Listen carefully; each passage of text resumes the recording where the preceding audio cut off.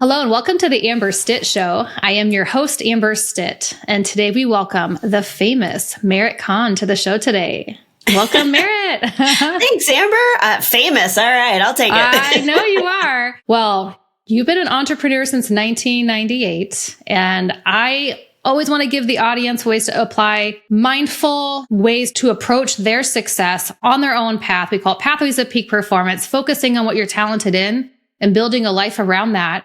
Really looking at the foundation.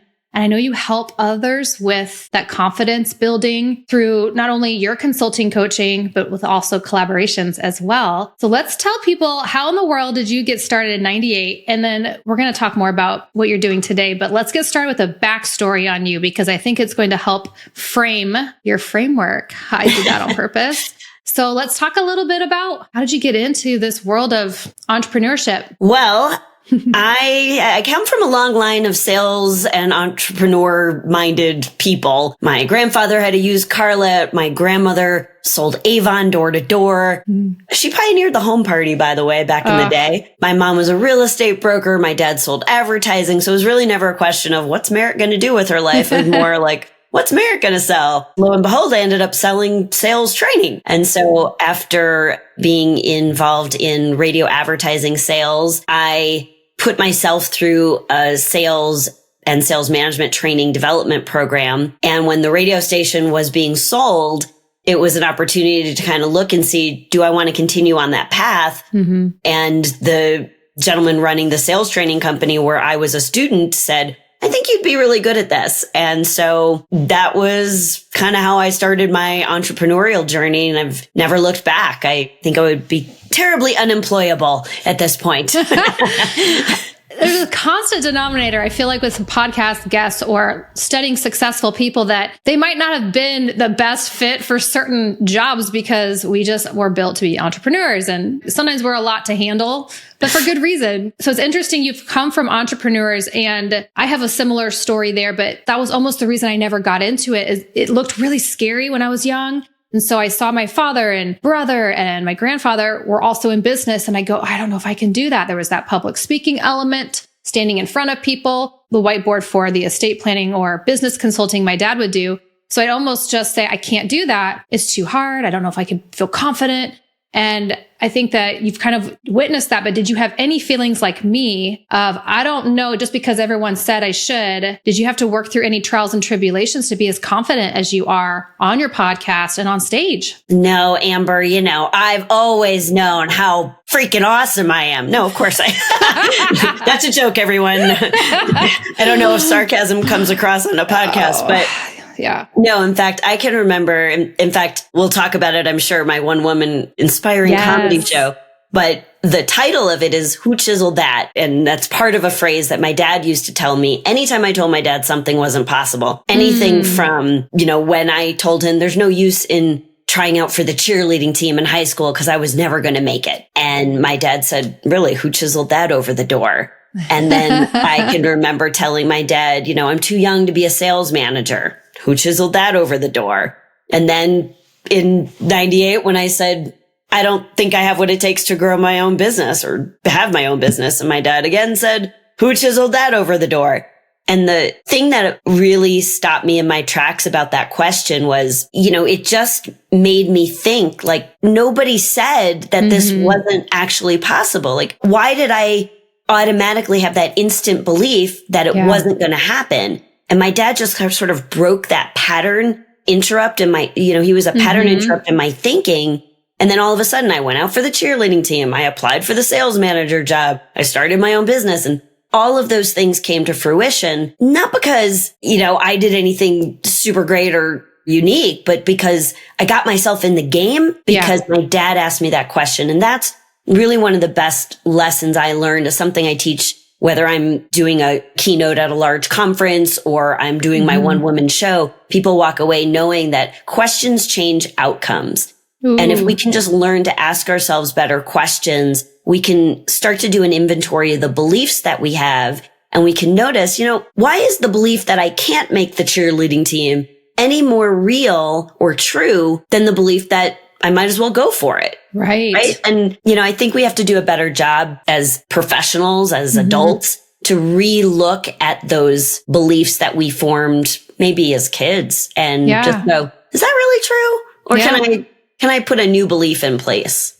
Well, I'm sure as a younger person, you might have given your father the eye roll when you heard the chiseled that at times. Like, okay, that's really neat that he was there to give you that extra push. Not everybody has that. So really, we talk about community and collaboration with people that not everyone's going to be all like-minded, but like-minded enough to stay positive and make sure that we're not allowing ourselves to go down that space that our brains just, I think, can naturally do. And I know that you've studied this with awareness and training. Let's talk a little bit about what you've done over time with some of your professional training for yourself to then have that awareness for your practice. Well, most of the training, coaching, consulting, speaking work that I do is really around sales and leadership, entrepreneurs, business owners, people that are very good at what they do, but maybe doubt themselves when it comes to developing business and growing a practice, as an example.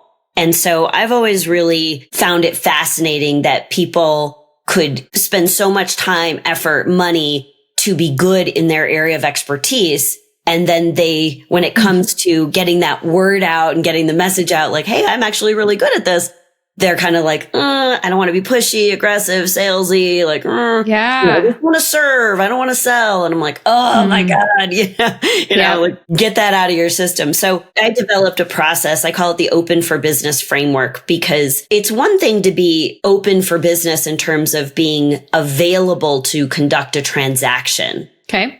Like open business hours. Yeah. But it's a completely different thing to be open for business in terms of your mindset and the way you move in the marketplace and the way that you have conversations to invite people into an opportunity to do business together, to collaborate. And I think one of the things that has made my programs, maybe a little, dare I say, unique in the marketplace is that because I didn't always have it, but I used to teach just here's what you say when you start a sales call, and here's what you say on a prospecting call, and all of those very tactical things. But I started to realize at some point that the first step to a closed deal is an open mind. And nobody ever taught me that. It was just, I recognized that, you can't really get through to someone if they've already decided things can't get any better. So one of the questions I taught in my programs, whether it's keynotes or trainings, was to ask people, have you already decided it can't get any better? Or are you open to a new possibility? And, it's hard to say you're not open, right? It's easy to say, no, I'm not, no thanks, not interested, right? Like, be not interested and still be a really nice person. But when you say you're not open to something, that's kind of admitting something about yourself that we don't want to say out there in the real world. So if you use that, not to manipulate, but to... Right. It's not like a script that's manipulating, but we hope to challenge people that we meet to help them make their lives better. And if you have something that they should buy because it's important, it's our job to then sell it to them, right? Exactly. One of my core philosophy is you're not doing anybody any favors by not asking them the tough questions so that they can discover for themselves that they do need what you offer. It's the fluffy stuff. Like, how was your day? It's nice to say that, but are we accomplishing the task? Let's kind of get direct. We all have low pockets of time. So we want to be as assertive as possible, educate, and provide people with resources. The insurance nerd in me, as you're talking, is saying this is almost risk management 101 when you're talking about all these things, because if you can prepare and get, like, I'm thinking open mind, but like everyone that's even in business working on themselves too, to then have even an open mind to talk with the client as well, because we're going to put off the vibes if we're not feeling confident. The foundation needs to be worked on first. Right. And it sounds like that's what you're providing people. So I know it's nerdy to say it's not always about insurance. It's the risk management. Like, are you building the relationships, the communication, all of that to build that network out or whatever it is, or selling that thing that you need to sell to somebody? It's so important, but you got to do the work to make sure that that package is there. And how did comedy come into the play? Like, what point did this, because I didn't hear mom and dad were comedians. I have no aspiration to be a full-time, stand-up comedian. I started studying comedy, although, yes, I have been paid for comedy. So technically I am a professional, but I started studying comedy in 2014. I took a class and the intention at that time was to be more deliberately funny in the keynote programs that I get paid a lot of money to deliver. And I thought if I could learn to write a tight joke, then my audiences would be having more fun and it would be easier to refer me and I would get more keynote business. And that was pretty much the extent of it. And then a funny thing happened on the way to that objective. I fell in love with stand-up comedy, just in and of itself. And then in 2019, I actually ended up writing the story of my life through the lens of comedy. It was kind of a challenge. One of my friends came up with this idea of doing 50 things before her 50th birthday. Yeah. And I thought, well, that's kind of an interesting idea. What would be my 50 things? And I wrote down exactly 2 things. And then I stopped because I was like, there's not 48 other things I want to do. I just want to do these 2 things. One was traveling back to Southeast Asia where I had been a backpacker at 24, 25 years old. And I wanted to go back in this time in style. And the other thing was it just sort of the words just appeared on the page, perform an original one-woman show. And you go, that's going to take a little bit longer to do. I need to allocate some time to that. Yeah, I don't need to throw axes and, jump out of it while I had already jumped out of a plane. Like I didn't need the other things that would normally go on a bucket list. So I wrote the show. I performed it at the end of 2019. I thought it was going to be a one-time only thing, but people loved it. It's funny, it's humorous, but it's heartfelt, right? And it's not that it's my story that's important. What's important is that you sit in the audience, you watch my life story, but the experience that you have is through the eyes of your story. Mm-hmm. You go, if she can laugh in spite of that, if she could find a way to make that horrible marriage or that difficult illness or divorce, like if she could find a way to make that funny, then maybe I can find a way to laugh through some of my own traumas. And I think that's truly what I'm called to do. And the storytelling can certainly link you to people and like they can resonate with their own story to your story, but there's a connectedness that's there that's pretty neat. Yeah. So back to your training to get this going. What was one of the weirdest improv things you had to do where you were just like, no, can't do it? Was there anything? Because I've done one class and you're like, da da da da da. You're like doing these tonality exercises and like shaking things off and being as weird as possible. I did it virtually during COVID. And I mean, some people just could do it, no problem. And I'm in my head going, but everyone's doing it with me. Like, why does it matter? But is there anything like that you want to share? Well, yeah, I've taken improv classes. I've taken stand-up comedy classes. They're very different art forms, truly. I noticed quickly, and maybe this is just part of coming through the sales and entrepreneur ranks, like improv is very dependent on your partners in that scene, right? And so, your improvisation partner makes a suggestion and, everybody heard, well, maybe not everybody, but lots of people have heard the yes and. Right. Yeah. You don't stop a scene by saying no, you elevate it and you forward it by saying yes and. I loved it when I was performing with other people that, really understood the rules of improv. And then when you are in a scene with somebody that doesn't quite get it, it can be frustrating. Oh, sure. It's probably like jazz where there's a rhythm going, but if someone just has no clue, they can just mess it up. Yes, exactly. What's different about stand-up is stand-up looks very much like it's a individual sport, right? It's just that one person standing at the microphone telling their jokes. What you don't see when you watch stand-up live or on the screen somewhere is you don't see the collaboration that happens behind the scenes. And I find that to be very fascinating. Improv, you're actually working on your own in partnership with other people on stage. But in stand-up, all of that collaboration is happening behind the scenes, and then it's up to you to deliver it. You might get a punchline or a premise from another comedian or somebody who just has an idea.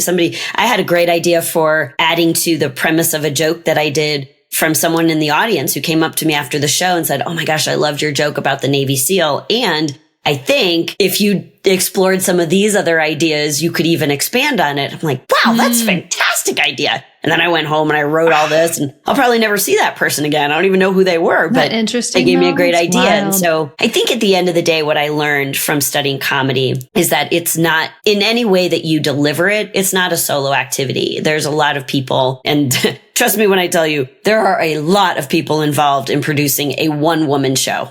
Like that was not a solo event by any stretch of the imagination. So can you tell me who this Robert Kahn is? Who's that guy? That's my dad. My dad is, so Robert Kahn, fantastic guy. Inspired me. He's still alive, so he continues to inspire me. I should say it that way.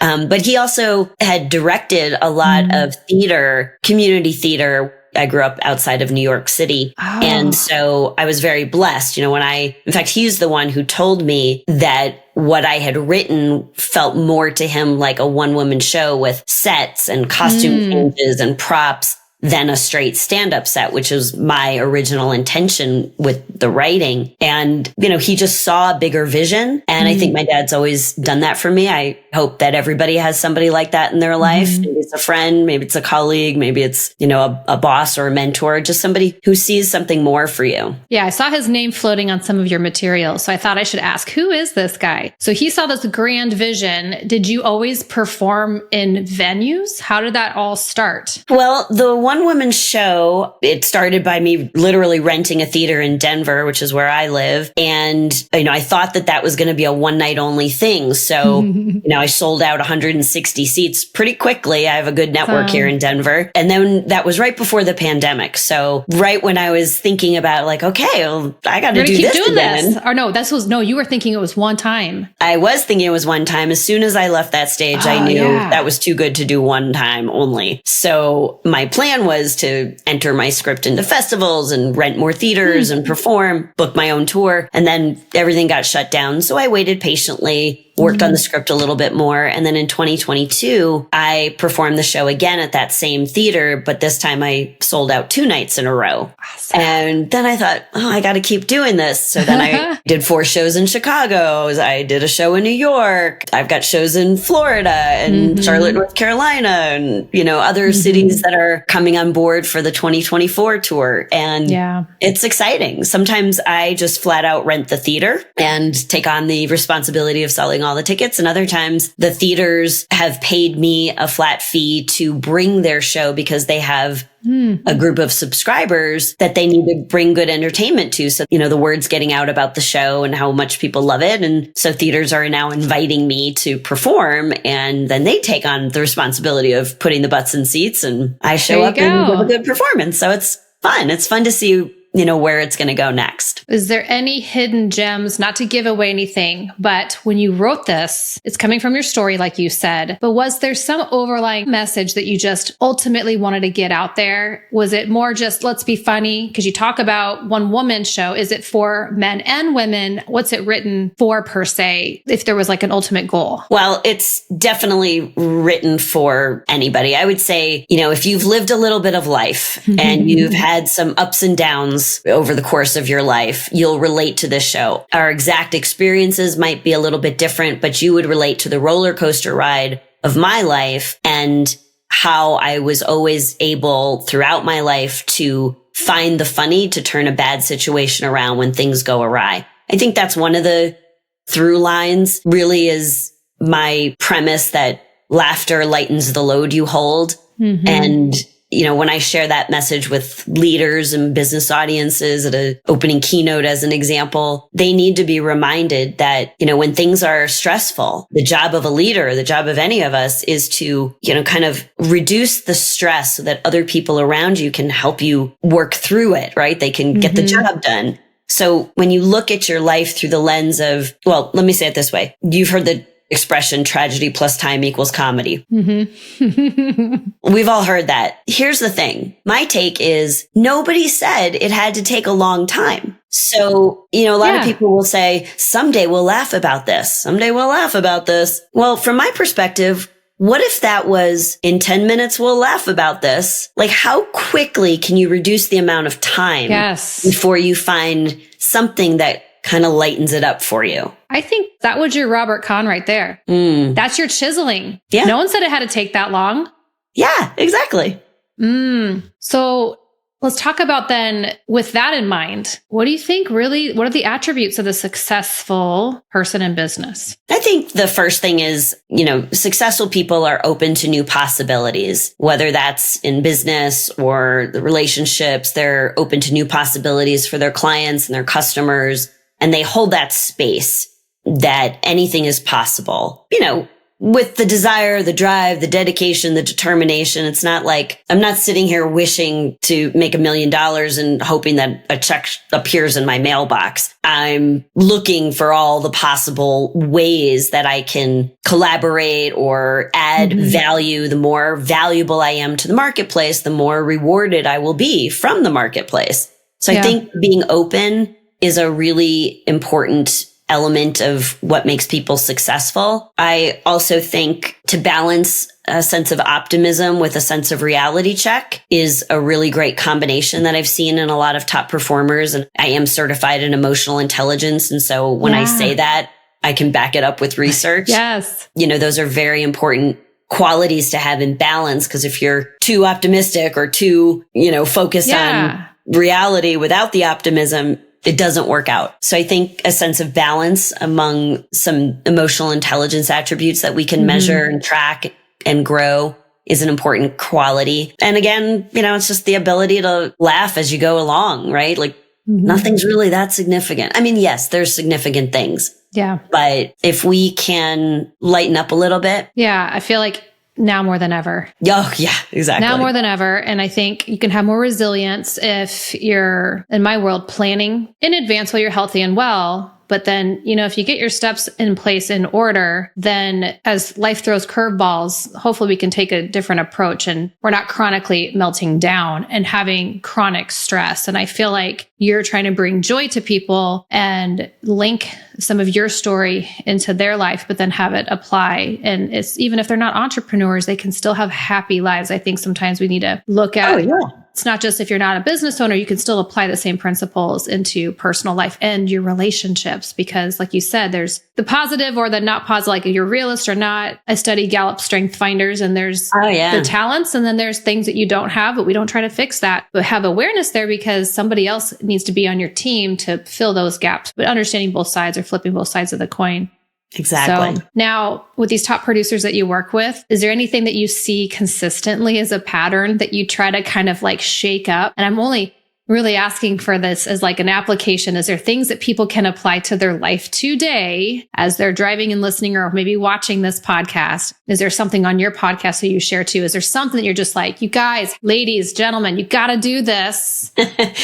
Well, I'm definitely biased, but I definitely think everyone should do at some point in their pathway, a scientifically validated emotional intelligence assessment. Because you had mentioned earlier something about your foundation. And I think the more you understand how you're wired, that's the foundation that you layer all of your learning on top of. Yeah. So if you've got high self-regard and high assertiveness, you may get a lot of things done and people relate to you like a confident person. But if that is out of balance with empathy for others or interpersonal relationship skills, you may come off as abrasive or aggressive and not really, from the perspective of, really a servant leader. Sure. And so I just feel like when you have this information about yourself, you can do something with it to lean into the strengths that you have. And you're a fan of strength finders, as I am as well. But I think, one of the things that people mess up is they try to fix their weaknesses. Yeah. And, I've always come from the school of thought that you want to lean into your strengths to add to your weaker areas, or you want to acknowledge the areas where you're not yet strong, find those people around you who are strong in those areas and complement your skills so that you can be a better, more effective team.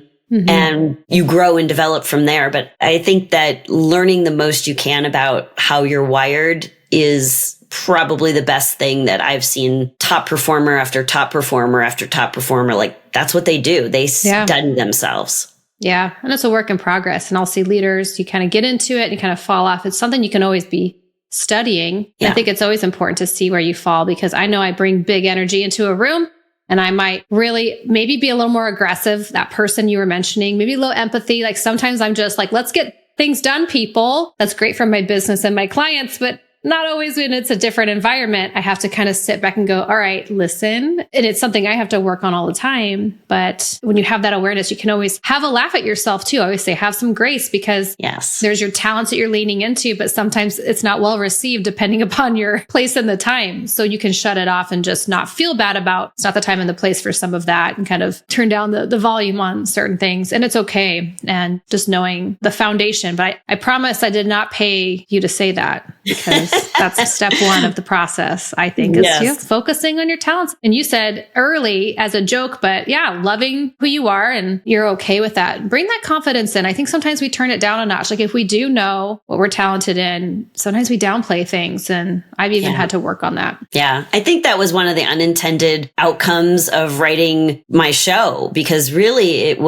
I really rewrote my past. And when I did that, I rewired my future. And now I've been leading workshops, small group workshops, where people get a chance to do that for themselves. So not with the intention that they're necessarily going to perform it for hundreds and thousands of people, but that they better understand themselves by looking at their life path. I take people through an exercise where you really literally map out the highs and lows of your experiences. And we do it by decades. So I have you really thinking like as a child, let's think about the first 10 years. So here's where you're at in your life. Here's where you're at in school. Here's, like where were you living? Who were the influences in your life? What made you laugh? What stories do you remember? What pictures, have you seen so many times you can remember things? And so I walk people through experiences, and they literally plot out on a graph, like this was a high point, this was a low point. And ultimately, one of the experiences that people have out of doing that exercise is that they can see that they've always bounced back after bad things. And if the future is unknowable, right? The past is gone, the future is unknowable, and really all that is real is right now in this moment. But if you can look back at your past and you can see that you've bounced back after bad things, you can also look forward and say, there isn't anything that's going to trip me up, because I have a lot of experience in resilience and coming back stronger. And I know that even though there's a low moment in this moment, that a high point is a little bit further down the path if I'm just patient and I focus on, okay, this too shall pass, or what's funny about this. And it's really eye-opening when you see people go through that experience. It's life-changing. And I know we're not physicians here, but I am assuming the laughter does generate certain types of chemicals that are good for our bodies, which can then help us really with that positive framework for our brain. So that all being said, I'm sure you talk about a lot of this on your podcast. Do you want to tell people how to find you? Well, sadly, I'm not recording new episodes of that podcast. It's still a great show and highly relevant. So that was called the Smarter Sales Show. And I had a co-producer on that. So she was Julie Holmes. She's an expert in all things technology. And so we would bring the tech and technique to sell more and stress less. So those past episodes are still up and valuable, but I'm so focused on touring my show and doing comedy sets and clubs. And my main focus now is I've taken elements from my show, costumes, props, sets, to my business keynotes, and they are absolutely loving it. It's such a different kind of a keynote. And it's great to open a conference because you're really opening people's minds to all the amazing things that they're going to experience at that event. And then I've also done it as a closing keynote to just kind of remind people, you got a lot of great information, be open to allowing it to inform how you move from here on in. And it's getting rave reviews, and I'm super excited about it because sounds so fun. Yeah. Okay. So let's wrap up this episode talking about your performances. And you just had 2 performances, successful shows this year so far. And I know you have some more coming up in 2024. Can people go to your website to just learn more about what's coming up this year? Absolutely. Lots of exciting things coming up this year. The best thing to do is go to meritkahn.com. That's MERITKAHN.com. And on that homepage, you'll click on keynotes and conferences. You can see all the things that I've got going on for how I can support you in an event coming up. Then there's a button for theater shows. And when you go to that section of the website, There'll be tickets along the top navigation. You'll be able to see all the different places that I'm performing, shows, comedy clubs, sets, and some of the workshops that I do. So amazing. Lots of exciting things coming up. Well, thank you for spending time with us today. I'm excited to link up all your information so people can find you. Well, thank you, Amber. It was a joy to talk with you too. All right. Thanks to the listeners. We'll see you soon. Thank you for joining us on today's episode of The Amber Stitt Show. For more information about the podcast, books, articles, and more, please visit me at amberstitt.com. Until next week, enjoy your journey at home and at work. Thank you for listening.